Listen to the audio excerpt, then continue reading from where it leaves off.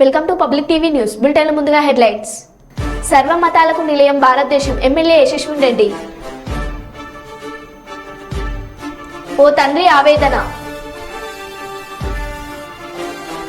BJP BRS లను ఎన్నికల్లో ఓడించాలి మంత్రి శ్రీధర్ బాబు. వేములవాడ రూరల్ మండలం వట్టెంలలో పేకాట స్థావరంపై పోలీసుల దాడి. ఐనవోలు మల్లన్న పెద్దపట్నం. వేసవిలో కూలి పనులు లేక జీవనం కొనసాగించేందుకు ఇబ్బందులు ఎదుర్కొనే గుత్తికోయలు. ఇక వివరాల్లోకి వెళ్తే, ప్రపంచవ్యాప్తంగా డిజిటలైజేషన్, కృత్రిమ మేధస్సు అభివృద్ధి చెందుతున్న నేటి రోజుల్లో కంప్యూటర్పై పరిజ్ఞానం లేకుండా ఏ రంగంలోనూ రాణించడం కష్టమని ప్రముఖ సీనియర్ గ్యాస్ట్రోఎంటరాలజిస్ట్ డాక్టర్ శర్మ అన్నారు. కర్నూలు నగరంలోని భాగ్యనగర్లో ఉన్న ఫస్ట్ సెట్ కంప్యూటర్స్ ఆధ్వర్యంలో తన సౌజన్యంతో ఏర్పాటు చేసిన విద్యార్థులకు వేసవి కంప్యూటర్ శిక్షణ తరగతులను ఆయన ముఖ్య అతిథిగా హాజరై ప్రారంభించారు. ఈ కార్యక్రమంలో ఫస్ట్ స్టెప్ కంప్యూటర్స్ అధినేత రాజశేఖర్, మేనేజర్ సుజాత తదితరులు పాల్గొన్నారు. ఈ సందర్భంగా సీనియర్ గ్యాస్ట్రోఎంటరాలజిస్ట్ డాక్టర్ శర్మ మాట్లాడుతూ 10వ తరగతి పరీక్షలు రాసి ఖాళీగా ఉన్న విద్యార్థులు వేసవిలో సమయం వృధా చేయకుండా కంప్యూటర్పై పరిజ్ఞానం పొందించేందుకు వేసవి శిక్షణ తరగతులను ఏర్పాటు చేయడం జరిగిందని అభినందనీయమని చెప్పారు. ఆటల్లో వాళ్లకు ఈ టెంపరేచర్ పెరగడం వల్ల అందులో ఇప్పుడు వడగాలులు ఉన్నాయి, heat exhaustion, heat hyper pyrexia, heat stroke తగిలే అవకాశం ఉంది. అటువంటి ప్రమాదకరమైన ఈ పరిస్థితులలో వాళ్ళు morning time, evening time instead of wasting they time, అంటే టైం కాలయాపన అయిపోతుంది, ఎటు టైం అనేది మన చేతుల్లో ఉండదు. కాబట్టి వాళ్ళ కంప్యూటర్ శిక్షణ అనేది అవసరమని గ్రహించి మన రాజశేఖర్ గారి ఆధ్వర్యంలో, ఎందుకంటే గత 24 సంవత్సరాలుగా రాజశేఖర్ గారు చేసిన సేవలు ఎనలేనివి. ఈ కంప్యూటర్ ట్రైనింగ్ ప్రోగ్రాంలలో ఎంతోమందికి గవర్నమెంట్ ఉద్యోగులకు మరియు ఇక్కడికి వచ్చిన పిల్లలకు శిక్షణ ఇవ్వడమే కాక వాళ్లకు భవిష్యత్తులో ఉద్యోగాల అవకాశాలు ఎలా ఉంటాయి, ఎలా అని ఆ రకంగా కల్పించిన వాళ్ళు కూడా ఈరోజు సాఫ్ట్వేర్లో ఎంతోమంది ఉద్యోగులు ఉన్నారు మన రాజశేఖర్ గారి ఆధ్వర్యంలో. కర్నూలులో ఈ మటుకు ఉండి కర్నూలు నుంచి మిగతా చోట్ల బ్రాంచ్లు పెట్టి పిల్లలకు అందరికీ శిక్షణ ఇస్తున్నాడు అంటే కంప్యూటర్ యొక్క ఇంపార్టెన్స్ను చాలా అర్లీగా అతను గుర్తించినట్టే మనం చెప్పుకోవచ్చు. ఎందుకంటే ఒక కంప్యూటరు, ఒక సాఫ్ట్వేరు, తర్వాత వాటిని టెక్నాలజీ ఆపరేట్ చేయడం అనేది ఎంత అవసరం అంటే, ఒకప్పుడు మేము చిన్నప్పుడు వినేవాళ్ళము, పుస్తకాల్లో చదువుకున్నాము, విద్య లేని వాడు వింత పశువు అని. ఇప్పుడు కంప్యూటర్ విద్య లేని వాడు వింత పశువు అని చెప్పవచ్చు. ఎందుకంటే కంప్యూటర్ ఆపరేట్ చేయడానికి రాదు అంటే కూడా వాళ్ళు చాలా ఇబ్బందులు పడాల్సి వస్తుంది. ఎందుకంటే వరల్డ్తో కమ్యూనికేషన్ అనేది కేవలము కంప్యూటరు, సాఫ్ట్వేరు, టెక్నాలజీ వీటి మీదనే ఆధారపడింది. ఇప్పుడు ఇక్కడ ఉన్నటువంటి మనం ఎక్కడో అమెరికాకు పోవాలన్నా ఎవ్రీథింగ్ ఈజ్ డిజిటలైజ్డ్. సో ఈ డిజిటల్ యుగంలో, ఈ ఆర్టిఫిషియల్ ఇంటెలిజెన్స్ యుగంలో ఫస్ట్ స్టెప్ వేయడం అనేది కంప్యూటర్ ట్రైనింగ్ అనేది. సో అందుకే ఆయన కంప్యూటర్ ఫస్ట్ స్టెప్ అని పెట్టుకున్నాడు. ఎందుకు పెట్టాడరా నేను ఆలోచించినప్పుడు నాకు అర్థమైంది. ఈ చిన్న పిల్లలు ఈ చిన్నారితనంలోనే వాళ్ళ మైండ్లో కంప్యూటర్ గురించి నాలెడ్జ్ కానీ డెవలప్ అయిందంటే వాళ్ళు ప్రపంచాన్ని ఎక్కడికైనా పోగలరు, ప్రపంచాల్లో ఎక్కడైనా ఉద్యోగం తెచ్చుకోగలరు, భావి భవిష్యత్తు వాళ్ళకి బాగుంటుంది. నిజంగా ఈ కంప్యూటర్ ట్రైనింగ్ ప్రోగ్రాము ఆయన ముందుకొచ్చి కొంతవరకు ఆయన భరిస్తాను, దీని ఖర్చు మీరు కొంత భరించండి అని ఈ చిన్నారులకు ఆ శిక్షణ కార్యక్రమాన్ని ఈరోజు ఓపెన్ చేయడం అనేది నాకు చాలా సంతోషాన్ని ఇస్తూ ఉంది. ఎందుకంటే ఎన్నో కార్యక్రమాలు చేసినప్పటికీ నా మైండ్లో మెదిలేది ఎప్పుడన్నా ఒక ఇంకా మంచి కార్యక్రమం, ఇన్నోవేటివ్ కార్యక్రమము ఏదైనా చేస్తే మేలు కదా. ఇప్పుడంతా ప్రపంచమంతా ఇట్ ఈస్ డ్రివెన్ బై టెక్నాలజీలో నాలెడ్జి అవి లేకపోతే మన కంట్రీ డెవలప్మెంట్ కూడా, అంటే economics, finance, infrastructure departments, banking services, educational departments, medical departments ఇవన్నీ కూడా టెక్నాలజీ మీదనే ఆధారపడ్డాయి. సో టెక్నాలజీ గురించి నాలెడ్జ్ డెవలప్ చేసుకోవడంలో ఫస్ట్ స్టెప్ కంప్యూటర్ను ఆపరేట్ చేయడము, కంప్యూటర్ను దాన్ని ఇచ్చేయడం ట్రైనింగ్లో. సో ఆ ఫస్ట్ స్టెప్ అని ఆయన పెట్టింది కూడా నాకు చాలా గొప్ప విషయం అని. ఇక్కడే కాకుండా 4-5 బ్రాంచ్లు కూడా మన రాజశేఖర్ గారు తెచ్చారని తెలిసింది. సో ఆయన ముందుకు రావడము, ఈ చిన్నారులకు ఈ రకంగా ట్రైనింగ్ ఇవ్వడానికి రావడం అనేది ఈరోజు చాలా సంతోషకరమైన విషయము. ఇటువంటి ప్రోగ్రాంలు మరిన్ని కొన్ని ఈ రాజశేఖర్ గారి ఆధ్వర్యంలో నేను చేయాలనుకుంటున్నాను. సో దీనికి దోహదపడిన అందరినీ నేను ఒకసారిగా మనస్ఫూర్తిగా అభినందిస్తూ మేము తలపెట్టిన ఈ ప్రోగ్రాంలో చిన్నపిల్లలు నేర్చుకొని వాళ్ళను వాళ్ళు ఎవరితో కంపేర్ చేసుకోకుండా, because every individual is unique in this world. So వేరే వాళ్ళతో కంపేర్ చేసుకుంటూ లైఫ్ లీడ్ చేయడం అంటే వాళ్ళని వాళ్ళే మర్చిపోతారు జీవితంలో. కాబట్టి ఒక వ్యక్తి ఎదగాలంటే సంఘం శరణం గచ్చామి అన్నారు. మంచి వాళ్ళతో స్నేహితము, మంచి వ్యక్తులు పరిచయం కావడం అనేది ఒక అదృష్టం కింద భావించాలి. ఈరోజు మనకు రాజశేఖర్ గారు పరిచయం కావడం కూడా నేను అదృష్టంగా భావిస్తున్నాను. ఈరోజు ఉచిత కంప్యూటర్ శిక్షణ ఇక్కడ ప్రోగ్రామ్ని ప్రారంభించడానికి ఇచ్చేసినటువంటి శంకర్ శర్మ గారు, డాక్టర్ శంకర్ శర్మ గారి ఆధ్వర్యంలో మేము కంప్యూటర్ శిక్షణ ట్రైనింగ్ ఇవ్వాలని మేము గత నెలలో ఒకసారి రామస్వామి గారు వచ్చాడనేది జరిగింది. అప్పుడు సార్ ముందుకు వచ్చారు. నా వర్షంలో ఏంటంటే అన్ని దానాల వల్ల అన్నదానం గొప్పదని అంటారు. నేను ఎలా ఫీల్ అవుతానంటే అన్నదానం కంటే విద్యాదానం చాలా గొప్పది. అన్నదానం అంటే అతనికి మాత్రమే కడుపు నింపగలుగుతాం. ఇలాంటి విద్యాదానం చేస్తే ఇతను భవిష్యత్తులో ఉద్యోగం చేసి ఒక కుటుంబాన్ని అతను చేదోడు వాదోడుగా ఉండగలడు. అంటే అన్ని దానాల్లో కన్నా విద్యాదానం, ఉపాధి దానం అనేది చాలా గొప్పది. ఇప్పుడు డాక్టర్ గారు ఇందాక చెప్పినట్టుగా ఎన్నో కార్యక్రమాలు చేస్తూ ఇన్నోవేటివ్గా ఉపాధి కల్పించే ప్రోగ్రాములు చేయాలని అనుకోవడం అనేది అసలు డాక్టర్ గారు చాలా గొప్పగా ఊహించారు. చాలా గొప్ప మనసుతో మమ్మల్ని ఆశీర్వదించడానికి వచ్చారు. దీనికి అయ్యే ఖర్చులో డాక్టర్ గారు నేను భరిస్తాను, రాజశేఖర్ గారు మీరు ఎంత ముందుకు వెళ్తారో వెళ్ళండి, వాళ్ళకి కావాల్సిన ఏమైనా ఉంటే నా వంతు సాయంగా నేను మీకు ఏం చేయగలిగాను నేను చేస్తానని ముందుకు రావడం మాకు చాలా శుభదృష్టం.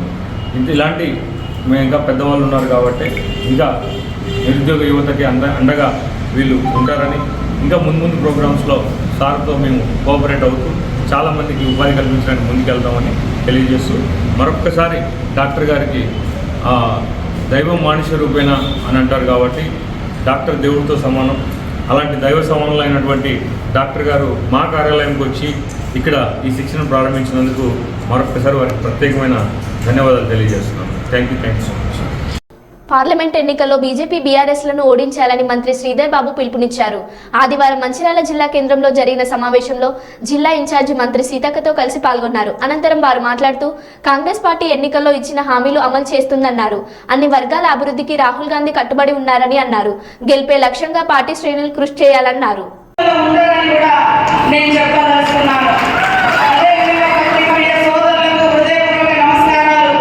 This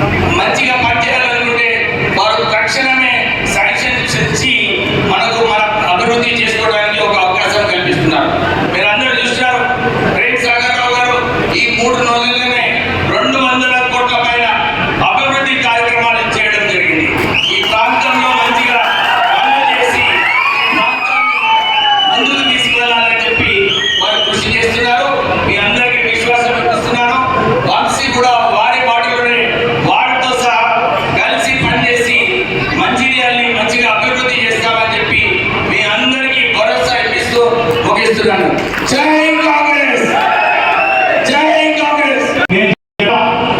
లక్ష్మణ న్యాయం తీసుకొస్తారా? ఆకలి మనకి సపోర్ట్ లేదు. ఒక్కసారి ఉన్నవాడు లేచినవాడు 2 ఏళ్ళు గడిపాడు, అందరూ లేచినవాడు 2 ఏళ్ళు బాగుంది.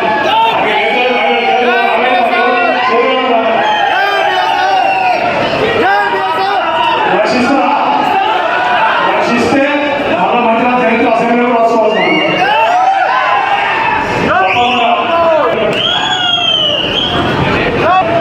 ప్రజాప్రతినిధులు వచ్చిన కనుక చాలా మంది పేరు మర్చిపెట్టి ఏమనుకోకండి. ఈ సందర్భంలో కొన్ని గుర్తుకులే కానీ ఉన్నప్పుడు ఏమనుకోవద్దు, అటువంటి ఏమనుకోవద్దు. ఖచ్చితంగా మన అందరం కుటుంబ సభ్యులే. మనకు ఒక కాంగ్రెస్ కుటుంబం, పిఎస్ఆర్ కుటుంబం. తప్పకుండా ఏదైనా కూడా అందరం కలిసి కూటాడని కలిసి చేస్తాం. కలిసి మూమెంట్ మాట్లాడినప్పుడు చెప్పడం జరిగింది 1 లక్ష మెజార్టీ ఇస్తామని చెప్పి. ఏదైతే 66,000 చిరుకు నాకు వచ్చిందో ఈ గడిచిన 4 నెలల మంచిర్యాల నియోజకవర్గంలో ఏం జరిగింది మీకు తెలుసు. నేను చెప్పడం వస్తుంది పద్ధతి ఇక్కడ జరిగిందంతా మీకు తెలుసు. ఏదైతే టీఆర్ ప్రభుత్వం దోపిడీ దొంగ లెక్క దారి దోపిడీ దోసి రైతులను ఒక పక్క రైతు బంధు ఇచ్చి 5,000 ఇస్తున్నామని చెప్పి ఎడమ చేతితో 5,000 ఇచ్చి అదే ప్రభుత్వ పనులు ఇచ్చిండ్రు. ఇటు పక్క 2 కిలోలు మొదలుపెట్టి చివరికి 10 నుంచి 12 కిలోలు క్వింటాలు దోసినట్టే. క్వింటాలకు 10 నుంచి 12 కిలోలు అంటే దాదాపు 204 రూపాయలు. అంటే ఎకరానికి 25 క్వింటాలు అయితే 5,000 రూపాయలు. అంటే ఎడమ చేతితో రైతు బంధు ఇచ్చిండ్రు, కుడి చేతితోటి చేపల మీద తీసుకున్నారు. ఆ పైసలు ఎక్కడ పోయినా మనకు తెలియదు. దాదాపు 7 సంవత్సరాల నుంచి ఆ రకమైన దారి దోపిడీ చేసిన రైతులను చేసినప్పుడు ప్రభుత్వం వచ్చినాక 3వ తారీఖు నాడు ఎన్ని కౌంటింగ్ అయిపోతే 5వ తారీఖు నాడు సంబంధిత అధికారులతో మాట్లాడి సరే అర్జెంట్గా హైదరాబాద్ పోవాల్సిన మాట్లాడి 6 తారీఖు నుంచి ఒక్క గింజ కూడా ఎక్స్ట్రా చెప్పకుండా మొత్తం మంచిర్యాల నియోజకవర్గాన్ని మంచిర్యాల జిల్లా కూడా చేసినట్టారు. మంచిర్యాల ఒక్క గింజ ఎక్స్ట్రా చూపకుండా జోకుడంతా ఈ తాలు పేరుగా జోకి అంతా బంద్ చేసి చేసుకున్న చర్య. అది కాంగ్రెస్ ప్రభుత్వం ద్వారా సాధ్యమైంది, ఎక్కడ సాధ్యం కాదు. కాంగ్రెస్ ప్రభుత్వం వచ్చినాక ఈ తాలు జోకుడు బంద్ చేసింది. ఇక 200 రైతులకు సంబంధించింది. ఇక్కడ ఎల్లంపల్లి పెద్దలు శ్రీపాదరావు ఎల్లంపల్లి ప్రాజెక్ట్ అంటూ శ్రీరావు గారి వాళ్ళ నాన్నగారు వారు స్పీకర్గా పనిచేసింది. ఆ ప్రాజెక్టుల పడ్డాలు టీఎంసీల నీళ్ళు ఉన్నాయి. అందరూ అంటారు వీళ్ళు ఇంజనీరింగ్ కూడా అంటే రైతులు కూడా పాపం బాధపడి చాలా పడ్డాలు టీఎంసీలు అంటే మన నీళ్ళు రావట 18 అయితేనే మనకు వస్తాయి అంటాను. నేను ఏం లేదు, ఎవరికి మన ఎల్లంపల్లి నీళ్ళు ఉన్న వాళ్ళు మనకి ఇవ్వకుండా ఎవరు తీసుకెళ్ళే ప్రసక్తే లేదు. పడ్డాలు ఉన్నాయి, 12 ఉన్నాయి. మనకి 25 కూడా గూడెం ద్వారా 2.1 టీఎంసీ రావాలా. ఆ ఇచ్చిన తర్వాత తీసుకోవాలి. లేకపోతే రాకుండా ఎన్టీపీసీకో హైదరాబాద్ సంబంధించిన పని చెప్తే మొత్తం మన దుకాణం అని చెప్తున్న తర్వాత సరే సంబంధిత అధికారులు మనం ఏమంటున్నామని ఒప్పిండు ఇచ్చేదో. ఇలా సంతోషంగా ధైర్యం ఉంది. రాష్ట్రం మొత్తం కడుపు కరోనా ఒప్పుకుంటే మంచిర్యాల నియోజకవర్గంలో మాత్రం 100% పంటలు పండి వరి వ్యవసాయ పంటలు పండి ఇలా రైతులు సంతోషంగా. లక్ష్మణ న్యాయం తీసుకొస్తారా? ఆకలి మనకి సపోర్ట్ లేదు. ఒక్కసారి ఉన్నవాడు లేచినవాడు 2 ఏళ్ళు గడిపాడు, అందరూ లేచినవాడు 2 ఏళ్ళు బాగుంది.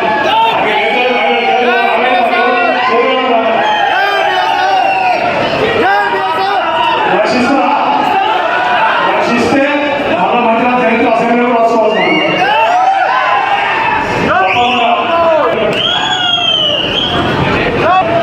ప్రజాప్రతినిధులు వచ్చిన కనుక చాలా మంది పేరు మర్చిపెట్టి ఏమనుకోకండి. ఈ సందర్భంలో కొన్ని గుర్తుకులే కానీ ఉన్నప్పుడు ఏమనుకోవద్దు, అటువంటి ఏమనుకోవద్దు. ఖచ్చితంగా మన అందరం కుటుంబ సభ్యులే. మనకు ఒక కాంగ్రెస్ కుటుంబం, పిఎస్ఆర్ కుటుంబం. తప్పకుండా ఏదైనా కూడా అందరం కలిసి కూటాడని కలిసి చేస్తాం.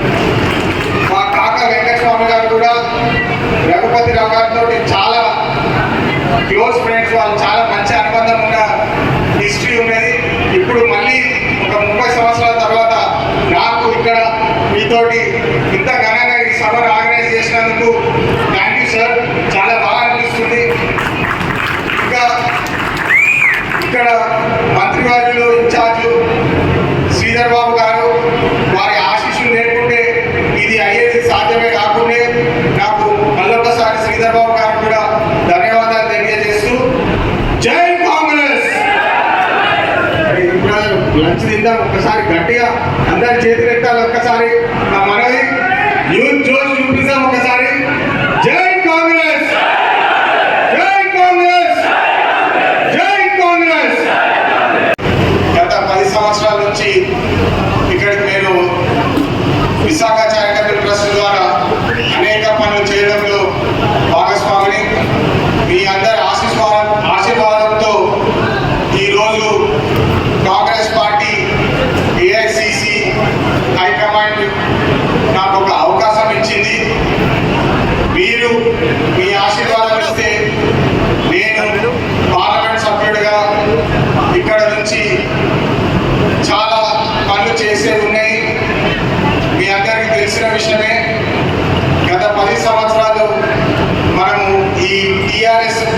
ప్రభుత్వంలో ఎంత కోల్పోయామో మీ అందరికీ తెలుసు.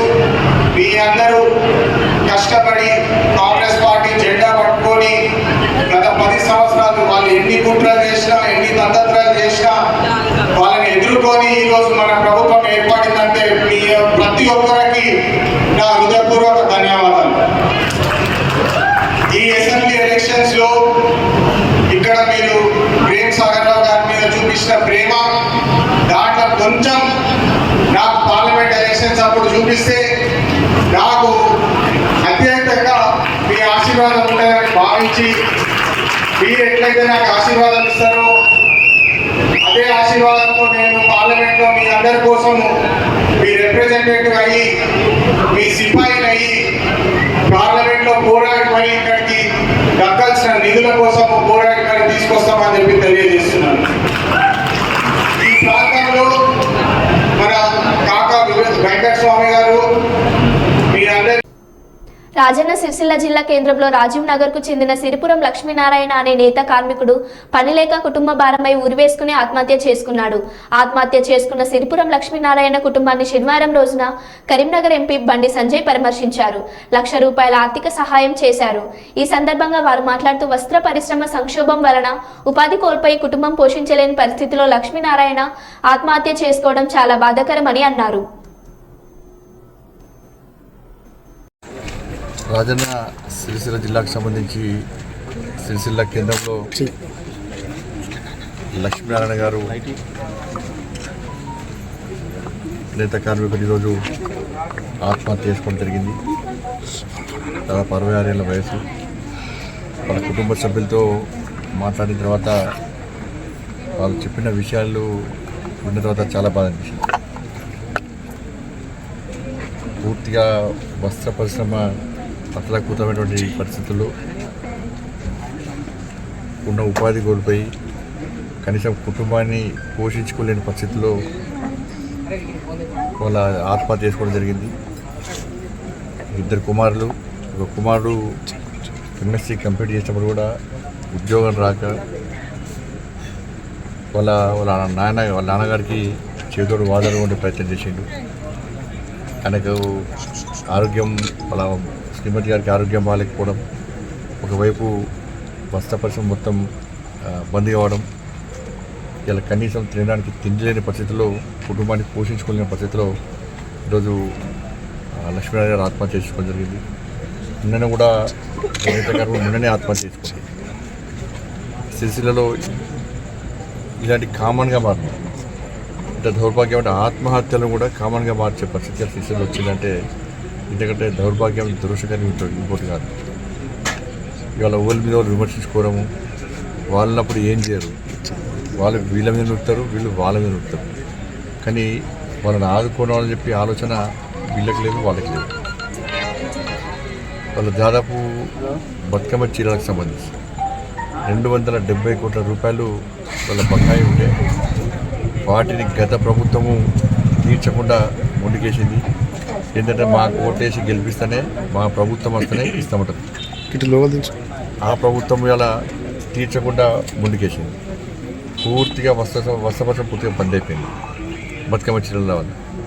దాంతోపాటు ఏమైంది, ఈ ప్రభుత్వం వచ్చి ఇలా 100 రోజులు అయిపోయింది. ఇక్కడ కార్మికులందరూ కూడా మొదటిదానిక రోడ్డు ఎక్కి ఆందోళన చేశారు. వస్త్రపరిశ్రమ సంబంధించి మొత్తం అన్ని కుటుంబాలు రోడ్డుకి ఎక్కి ఇవాళ ఆందోళన చేశారు. చివరి భిక్షాటన కూడా చేశారు. అయినప్పుడు కూడా ప్రభుత్వం స్పందించాలి. అంటే వాళ్ళు ఇచ్చేదంతా ₹270, 270 కోట్లు. 270 కోట్ల కనీసం ప్రభుత్వం స్పందించకపోవడం వలన పూర్తిగా వస్త్ర పరిశ్రమ మూలకి పడితే వాళ్ళు ఉపాధి లేక ఇబ్బంది పడుతుంటే స్పందించాల్సిన ప్రభుత్వం స్పందించకుండా ఓరికొరు విమర్శలు చేసుకోవడం ఇది మంచి పద్ధతి కాదు. కాబట్టి ప్రభుత్వం వెంటనే స్పందించాల్సిన అవసరం ఉంది. ఇటువంటి ఆత్మహత్యలు మళ్ళీ జరగకుండా ఉండాలంటే తప్పకుండా ప్రభుత్వం వెంటనే స్పందించి వాళ్ళకి బతుకమ్మ చీరలకు సంబంధించి 270 కోట్లను వెంటనే చెల్లించాలి. తిరిగి పాత బకాయిలు చెల్లించి మళ్ళీ కొత్తగా కూడా ఆర్డర్లు తీసుకొని వస్త్ర పరిశ్రమ నిరంతరం సాఫీగా కొనసాగే విధంగా ప్రభుత్వం చర్యలు తీసుకోవాలి. దాంతోపాటు ఆ మరణించిన కుటుంబాన్ని ఆదుకోవాల్సిన బాధ్యత ప్రభుత్వం మీద ఉంది. వాళ్ళ అబ్బాయి ఎంఎస్సీ కంప్లీట్ చేసిండు, ఇంకో అబ్బాయి చాయ్ హోటల్ నమ్ముకుంటున్నాడు. కాబట్టి ఆ కుటుంబాన్ని ఆదుకోవాల్సిన బాధ్యత ఉంది. ఆ కుటుంబానికి నష్టపరిహారం ఇవ్వాల్సిన బాధ్యత ఉన్నది. ఏదో రకంగా ప్రభుత్వం ఆదుకోవాల్సిన బాధ్యత ఉంది. ఒక భరోసా, విశ్వాసం నింపాలి. దాంతోపాటు ఇక్కడ అనేక సమస్యలతో తలెడుతున్నారు. కొంత విద్యుత్ సంబంధించి 50% సబ్సిడీ ఇచ్చేది, అది కూడా ఆపేసారు. యార్డ్ మీద 10% సబ్సిడీ ఇస్తున్నారు, దాన్ని పక్కన పెట్టేసారు, ఇవ్వకుండా. దాని వర్కర్ టు ఓనర్ అన్నారు, దానికి 370 కోట్ల రూపాయలు కేటాయిస్తూ ఉన్నారు. అది ఏడికి పోయిందో ఎటు తిరిగిందో ఎవరు తెలియదు. కాబట్టి ఇవన్నీ కూడా సమస్యలే. దీని మీద ఒక సమీక్ష నిర్వహించి ఇటువంటి ఆత్మహత్య జరగకుండా, వస్త్రపసం పూర్తిగా దాని మీద ఆధారపడినటువంటి కుటుంబాలు నష్టపోకుండా మనం కాపాడవలసిన బాధ్యత పాలకుల మీద ఉంటుంది. బట్ ఈ ఓర్కొడు తిట్టుకోవడం, మీరు చేయాలంటే మేం చేయలేం. తెలంగాణ రాష్ట్ర బట్రా సంఘం ఆధ్వర్యంలో హన్మకొండలో ఆదివారం రోజున జరిగిన 2 బృహత్ కార్యక్రమాలు, ఉగాది పురస్కారాలు మరియు శ్రీ క్రోధి ఉగాది కవి సమ్మేళనం అద్భుతంగా జరిగి విజయవంతమైనవి. ఈ కార్యక్రమాలకు ఆర్థికంగా, హార్దికంగా సహాయ సహకారాలు అందించి విజయవంతం చేశారు.